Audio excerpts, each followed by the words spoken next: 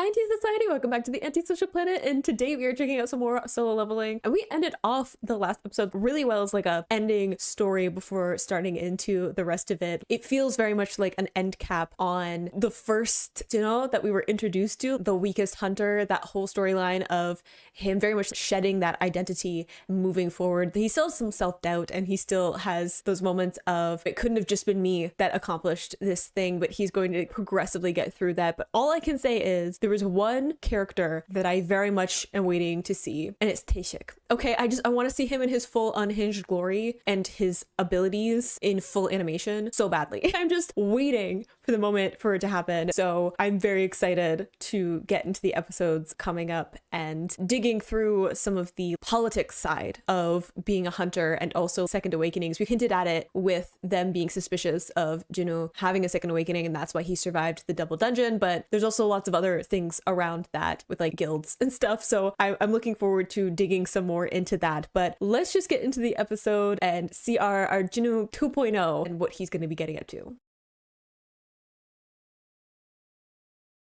In 3, 2, 1, go.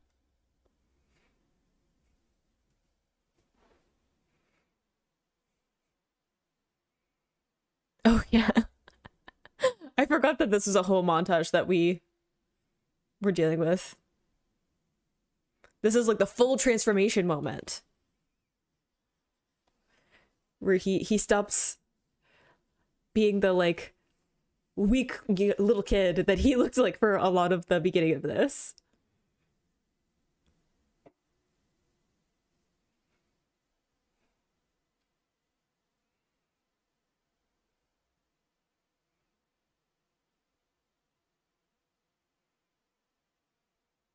Like he looks like he's aged like at least 5 years.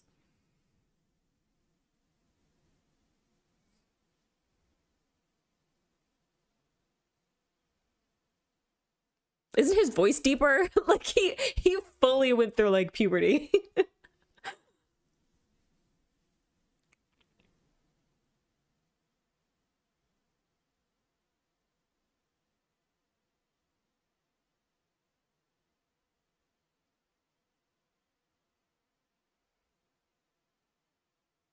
I feel like that's probably some ethical issues there, considering he's a patient at your hospital. I'm just saying. I love how oblivious he is. Like he's just like, obviously this is so that they can send me test results and stuff. Like they can check up on my health, because that would be the professional reason for that. I forgot that there's just like a random like thirst trap at this part of the story. My brain just deleted that from my memory because I was like, I'm not about fan service, so I was just like, whatever when I read that in the manhwa. But this is like the full transformation.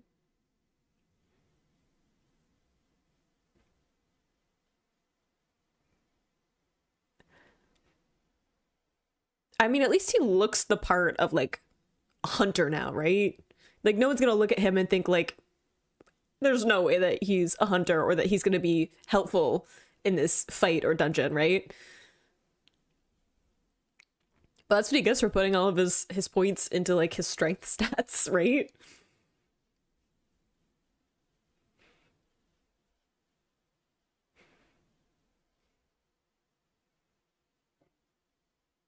It's still trippy to me to hear TXT in an anime opener. I know that they've done like OST stuff before, but it's always been for things that I don't watch, and then to have like the two worlds of being a fan of like solo leveling and TXT and having them cross over for some reason, that my brain's just like, because they're separate in my brain. I know it's both like Korean media, but my brain is just like, those are different things.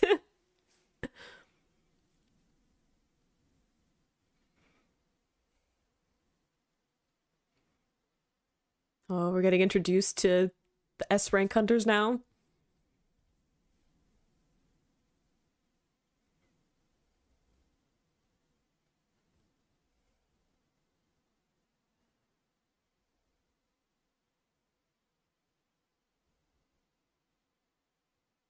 I mean, we already know someone who practices and trains every day.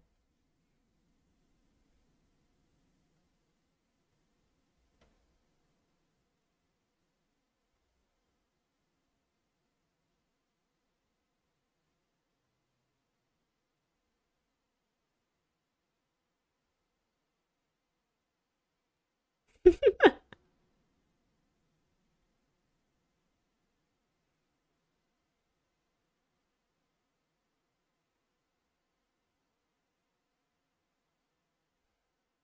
you like not notice?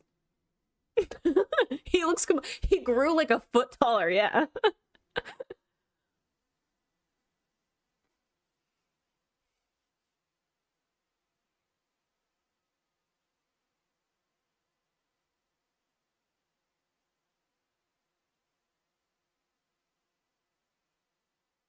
I do like him in like brother mode though, of him just being like, I don't know, caring and attentive and kind of like teasing. Because I feel like he has like an intensity for a lot of the series. And it's nice to see a lot of that like fall away because he's interacting with his sister.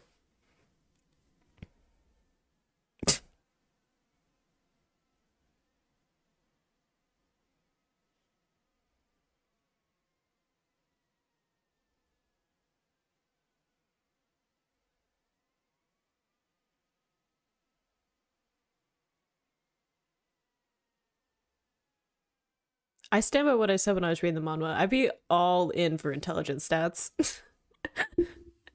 But that's just me, I guess. I'd probably even them out, honestly. I'd want them to all be even with each other because that seems like the best tactic.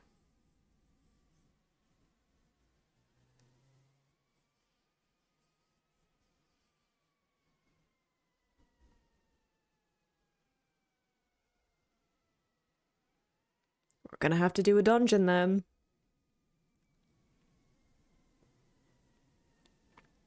Ooh, good shot.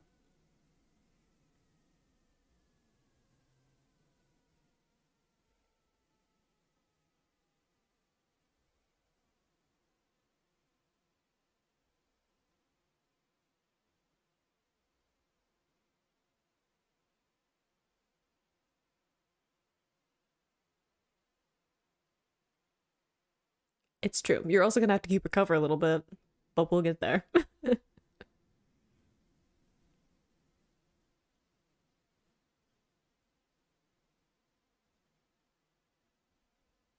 Yep.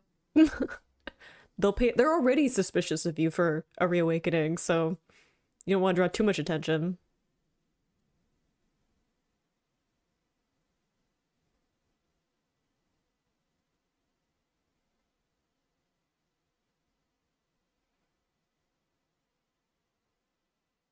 I would also like to know what the deal is with these powers. I want to know what's in charge of it. What greater power is giving the assignments and stuff.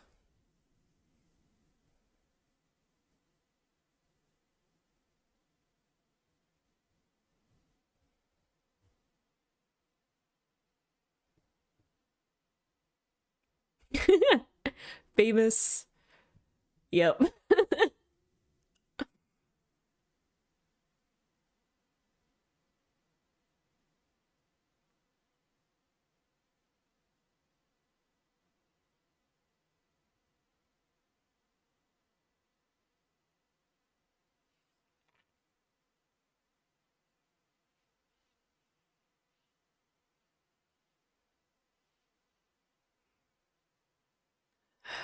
I just know how this is gonna go. I'm just like already tensing up. I mean, that's a lot for just showing up, right?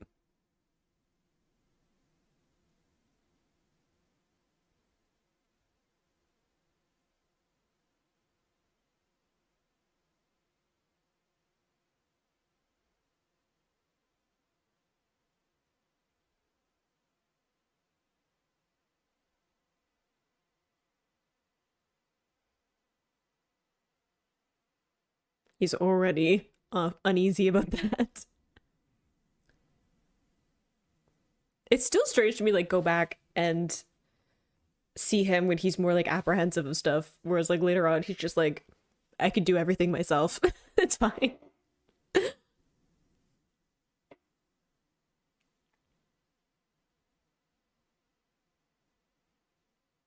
There's my boy. Oh, with his armor and everything. Look at him being over the top.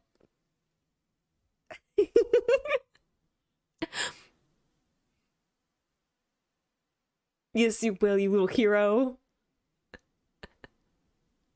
I love Joe so much.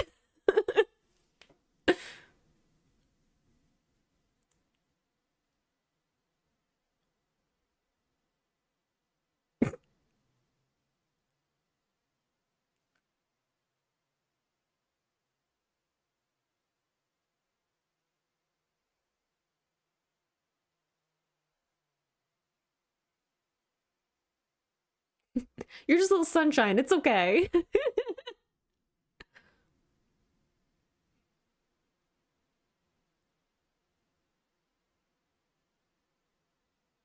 It's I'm like tense because they're all just like kind of flippant with the whole thing. And I'm like, I know where this is going.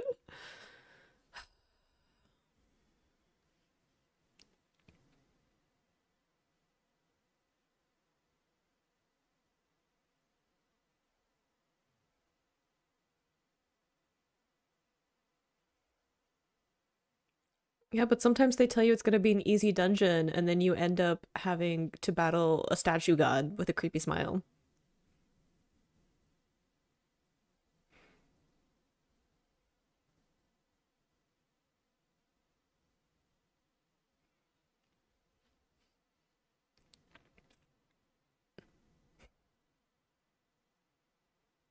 Oh, he's so sweet. Bless him.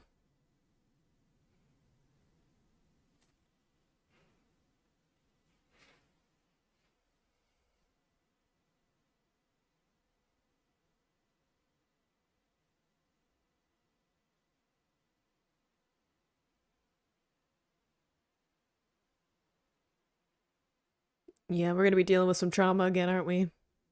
Oh, sweet little darling. Thank you for allowing for some exposition.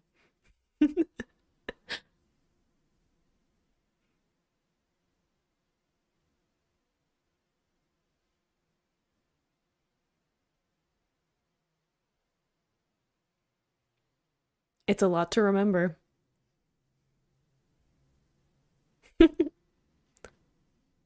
Oh, look at that fond smile. See, we all fall for it eventually. Jinho's a sweetie pie.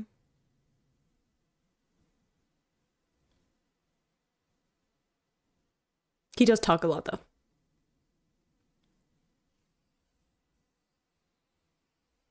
Right, he can sense stuff.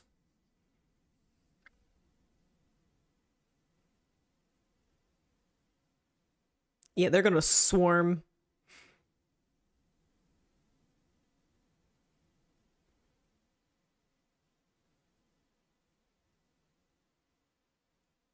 Y'all are making a lot of noise and distracting while our boy's trying to use his spidey sense.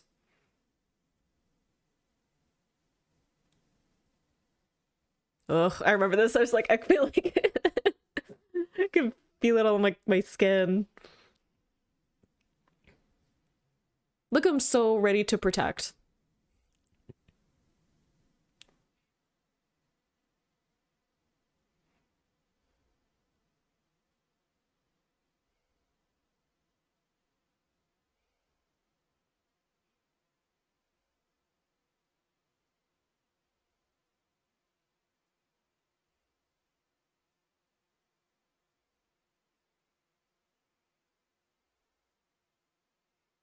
Oof, love the animation there. Nice and smooth. Mm. It's nice to see a team that has a ton of experience working together.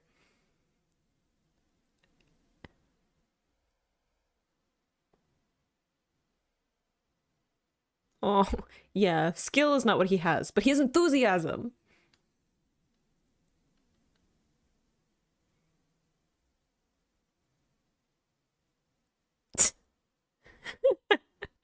I love how flippantly he he did that. Like, Juno's just like doesn't even need to break a sweat.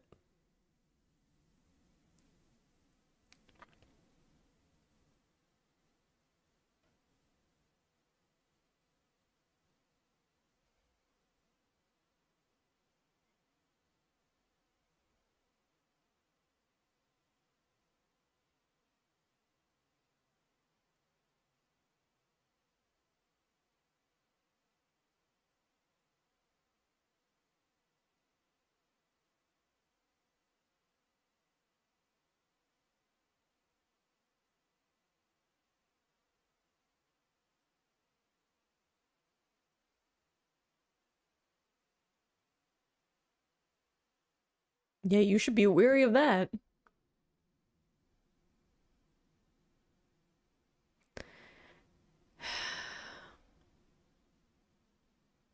This is all gonna turn. Yeah, you should be wary of things that are expensive around this group. I love the way that they did that shot though, like the underneath shot and like the shade over his eyes. And you can see like his eyes are like really wide, like putting in that sneaking suspicion. Like they seem like a really nice team at this point. Lots of camaraderie, fairly kind, like saying like don't call him the weakest. And then you have that like little bit of like, hang on a second.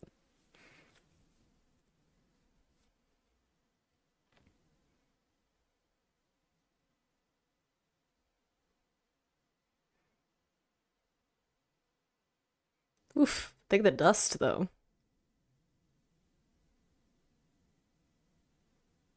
You're not even gonna clean up after yourself, sir. Rank is no excuse for rudeness.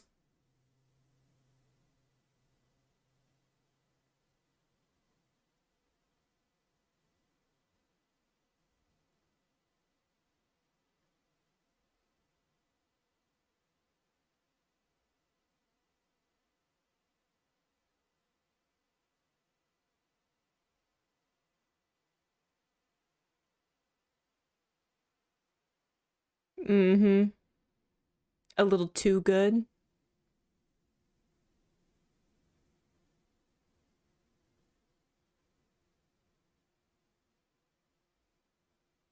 Yep, there's lots of suspicious things here, isn't there?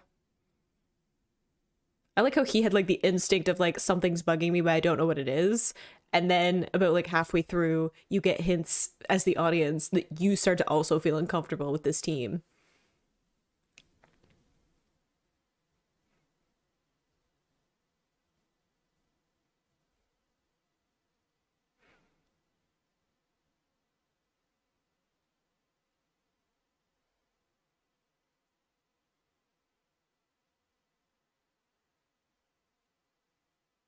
Definitely don't touch the webs, okay?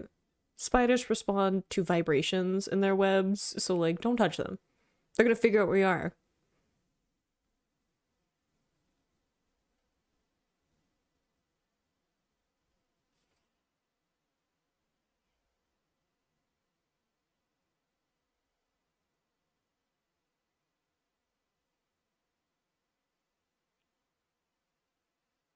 Mm, you should bring up his brother. It's gonna be important.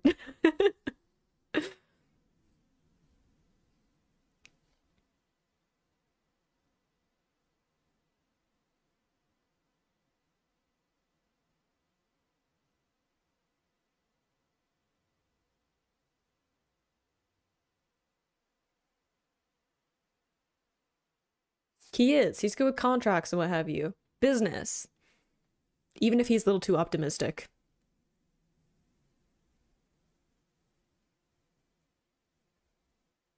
Ooh, I don't like that we're cutting off his eyes here.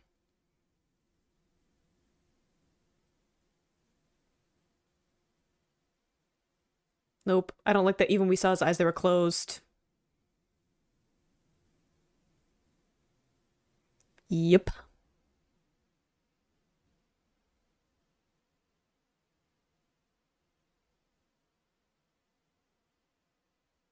Good luck with that. I mean, I know how this is gonna go because I read the story, but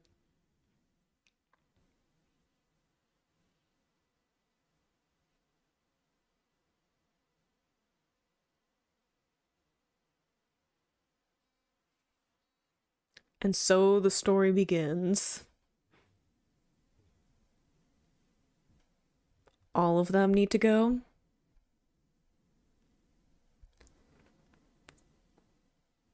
Mm-hmm. Like a giant explosion. I think it's so telling that they like literally all turn their backs on them. Like the symbolism of that. Don't. Juno knows though. His instincts are like, this is sus.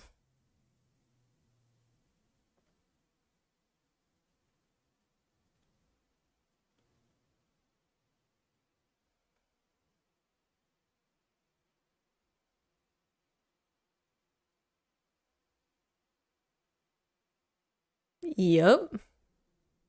They have a lot of experience. Ooh, that shift. I remember that in the manhwa.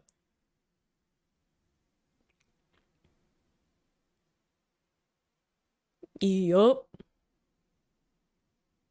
They don't even know who they just locked up, though.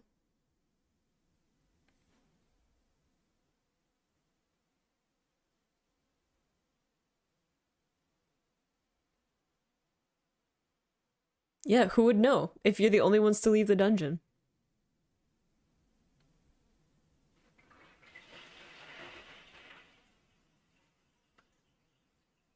Use weak people, like the weakest hunter, perhaps?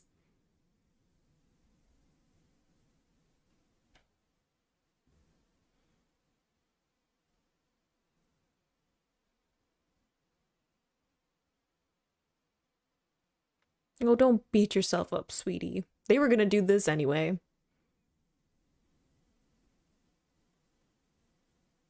Mm-hmm. The spider.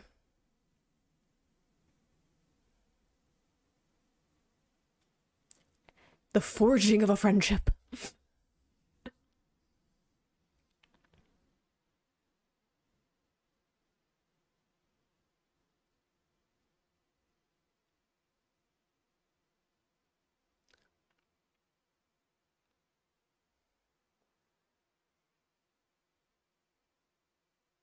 You got this. Mm-hmm.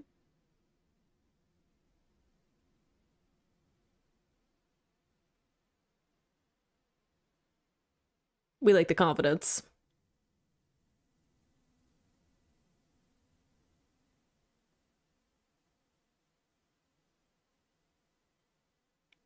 Again, that shift from before where he was like, oh, I can just run away if I go into this dungeon. Or him saying, like, I don't know if I can actually handle this. And then him having that mindset originally of him saying, like, oh, I can't do this because I'm an E rank and this is a C rank and I don't stand a chance. And then immediately going, don't I? You know, like having that moment of, actually, I can do this. Like, this isn't the worst thing that I've ever gone up against and survived. So he probably can, you know? I look, I forgot how much I loved this storyline, not just because I get to see my sweet boy Jinho and I love him to an uncomfortable amount. Like, it's some of us have to fangirl about certain characters, okay? He's just a little sunshine sweetie pie and I love him.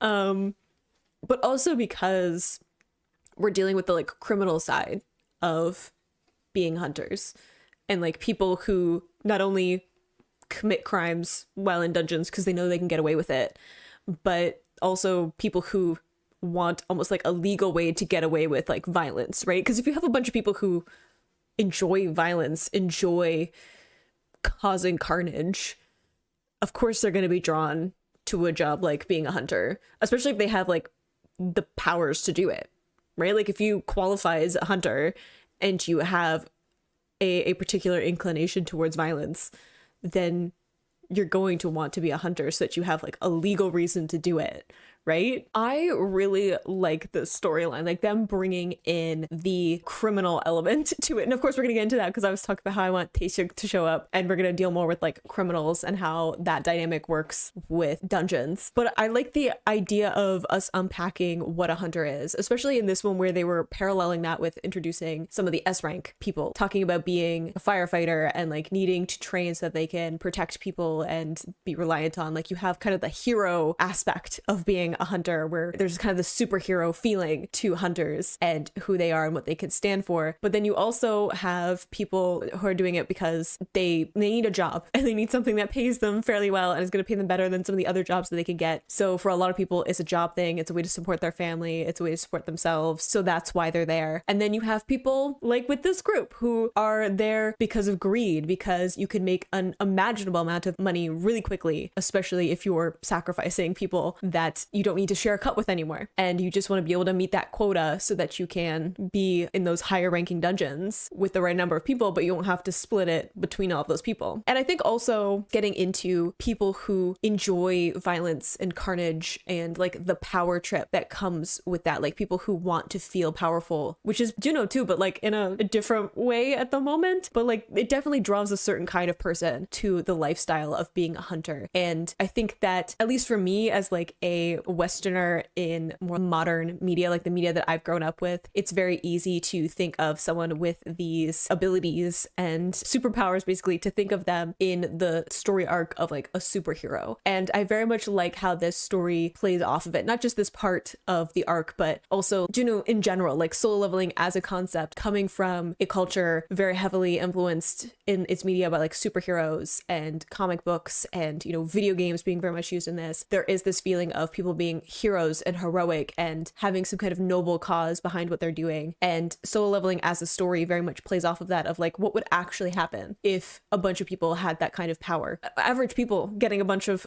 power and the ability to make a bunch of money and have fame and recognition, will they necessarily become superheroes? Like, is that what they'll try to accomplish? Probably not. Like, some people will be in it for noble reasons and would want to be protectors and saviors and want to actually do good in the world. And then the majority of people are just trying to get by. And also the people who already have some darker elements to their personalities are going to have that enhanced because now they have the power to enact on it, and some of the freedom with dungeons, right? Like them saying like there are no surveillance cameras in dungeons, so no one will know unless someone talks about it. So if you have a group of very loyal people to each other who are willing to commit crimes for their greed or because they enjoy the violence or the rush of being in a fight, then if none of them talk when they leave the dungeon, who's gonna know what happened? Like, there's no regulations around that, and you can't necessarily just go back to the dungeon and like investigate it. There's a limit to the enacting of laws that you can have. And also, like, if it happens in the dungeon, should the laws apply to Soul, the laws of Soul and how the legal system works, should that apply to a dungeon that is technically in a different place with different creatures? And how do you enforce that, and how do you agree that those are the rules that should apply as opposed to some other country? Or, you know, like, it becomes complicated when you start to really dig into it. So it's a lot easier to just say like our hands are tied and just hope for the best, right? So not only is it a very dangerous job because you're going into these dungeons, you don't really know what you're going to encounter, and obviously there are magical creatures and monsters there that are going to be antagonists to you, but there's also like the people that you're with. Like, you can't necessarily trust the team that you're with all the time unless you've already worked a lot with them. So because Juno is solo, because he doesn't have like a set group or set team that he's with, or at least the people that he usually is going to dungeons with aren't going in dungeons right now because, you know, trauma and injuries and stuff, he is very much on his own, and he doesn't have that support system around him to ensure that he can like trust the people that he's with. And he has, you know, a certain amount of power now that he doesn't necessarily have to, like, he doesn't need to rely on those people to keep him safe, but he does need some kind of support system. And I like that this is kind of introducing a lot of those concepts and like the complexities of having hunters exist. You know, the fact that they are just people at the end of the day, and people can be good, they can be bad, they can have good intentions, they can have selfish intentions, it can shift depending on the day, they can be loyal to some people and horrifically betray other people because they don't have the same affinity with them. People are complex, and I like that this series continues to unpack that and see that from different angles, because one of the things that bothers me with world building is when people don't follow those questions and they don't expand those ideas. And I feel like solo leveling does a good job of introducing the basics and then expanding it out a bit, expanding it out, pushing to like show a much